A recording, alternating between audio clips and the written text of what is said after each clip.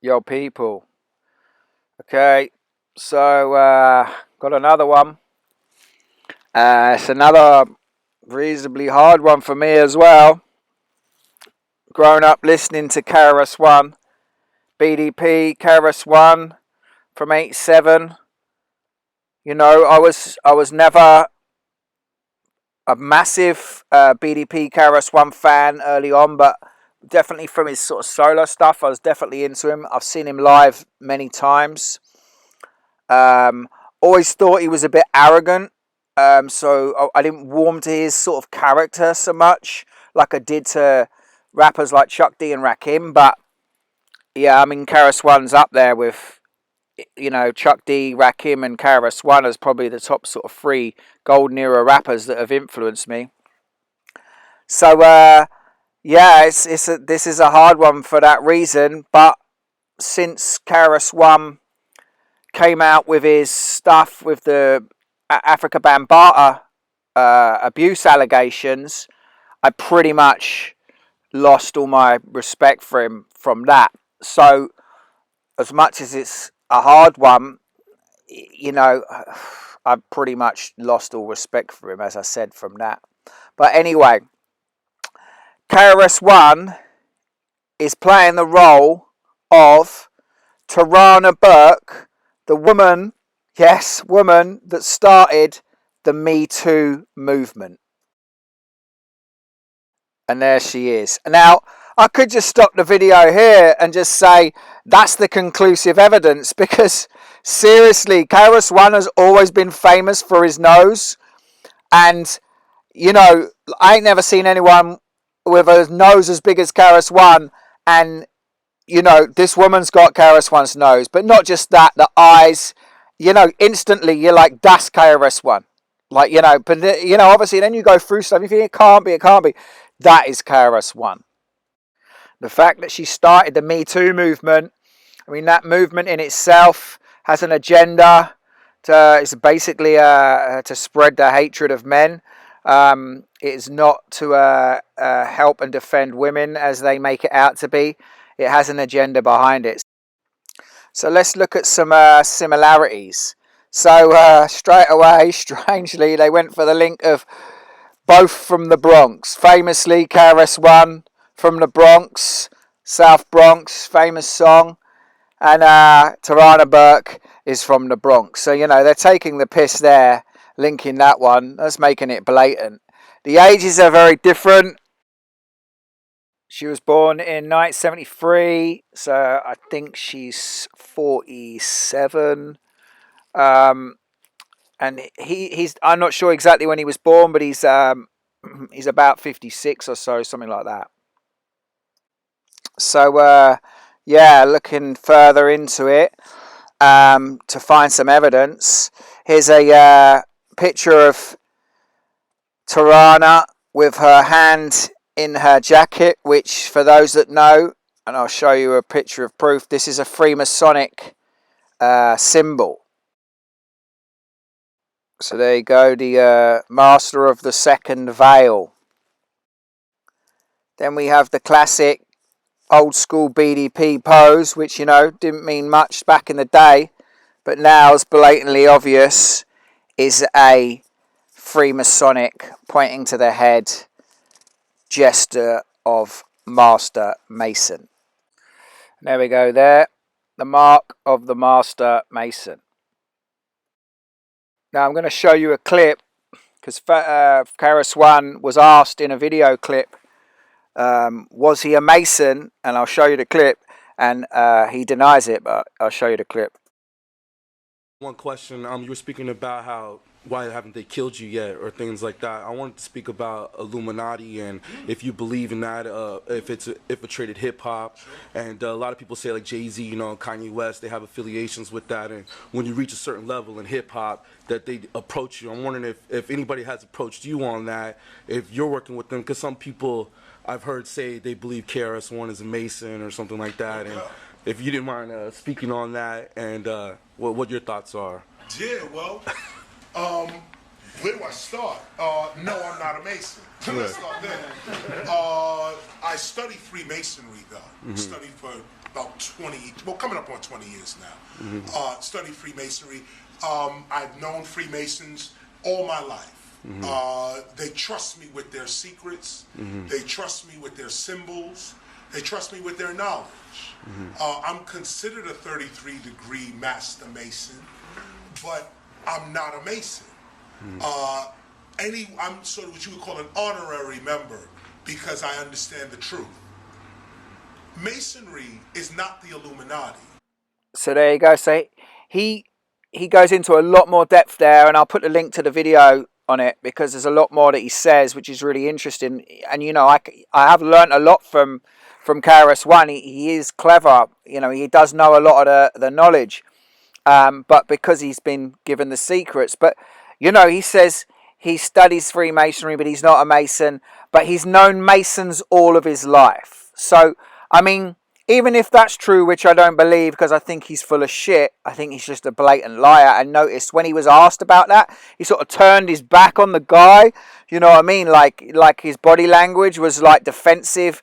You know, yeah, like I think the pictures of him pointing to their head is proof that he's a Mason. But this is a interesting picture on his Instagram. KRS-One sold out. This is how they speak. This is how they tell you what they're doing. You wouldn't see this unless you understand how they work. But he's telling you right there. KRS-One sold out.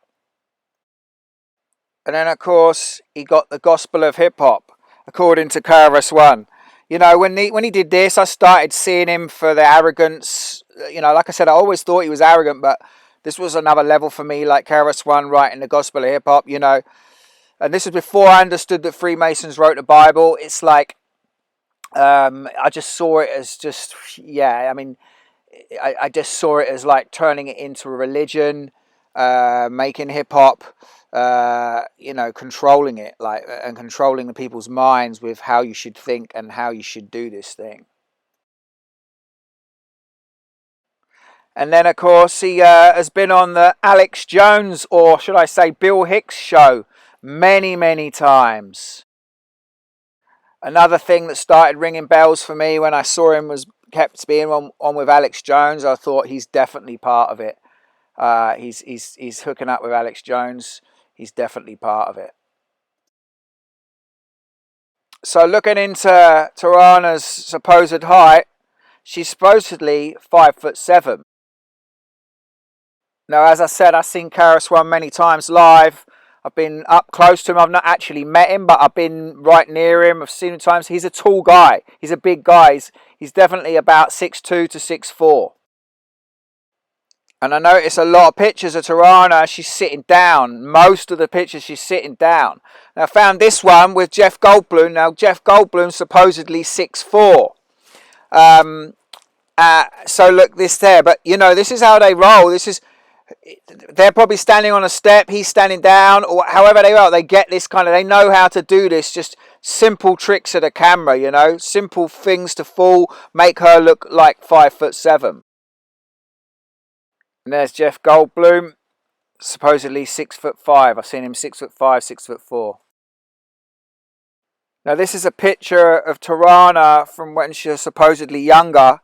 Looks very much like KRS-One, and this whole thing makes me realise if he was brought up and he's known Freemasons all his life, they really mess around with the whole transgender thing, and a lot of them get brought up like dressed as opposite sexes, and you know, it makes me wonder what he got brought up with. Then of course, as I said earlier, the first time I lost all my respect for KRS-One was with the whole Africa Bambaataa accused of assaulting boys in the 80s within hip-hop.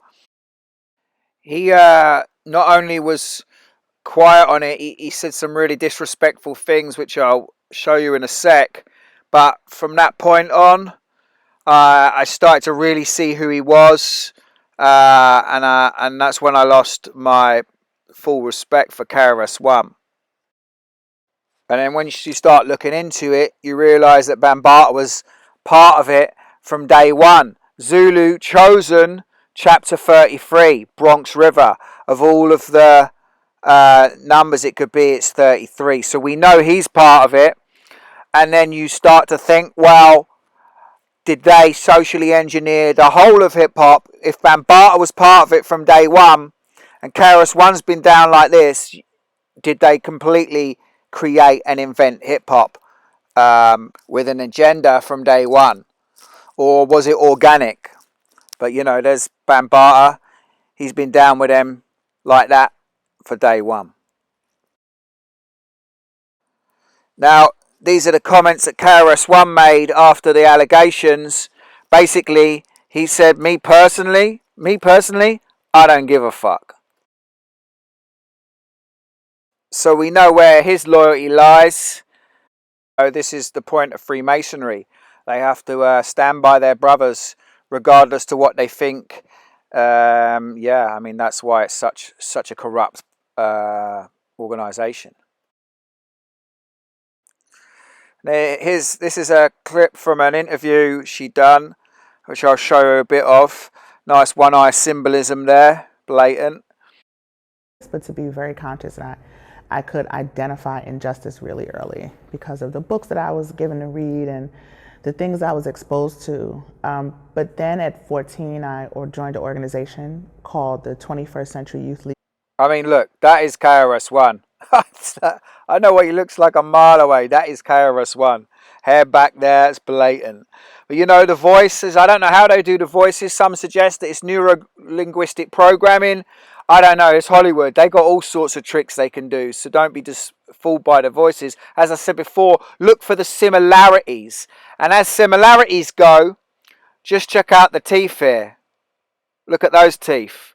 Look at his teeth. I mean, look at his teeth. There's some messed up teeth. And she's got the same messed up teeth. What are the chances of this person having the same nose and same teeth and from being from the Bronx? So I have to shout out Canby and Fearless TV for putting me onto this one. They do good work. Check them out. But yeah, like, I mean, as far as I'm concerned, it's 100%. This is KRS-One. Tarana Burke is KRS-One. Yeah, man, it's some crazy stuff, but it's just another one exposed there. So, yeah, I hope you enjoyed the video. Peace!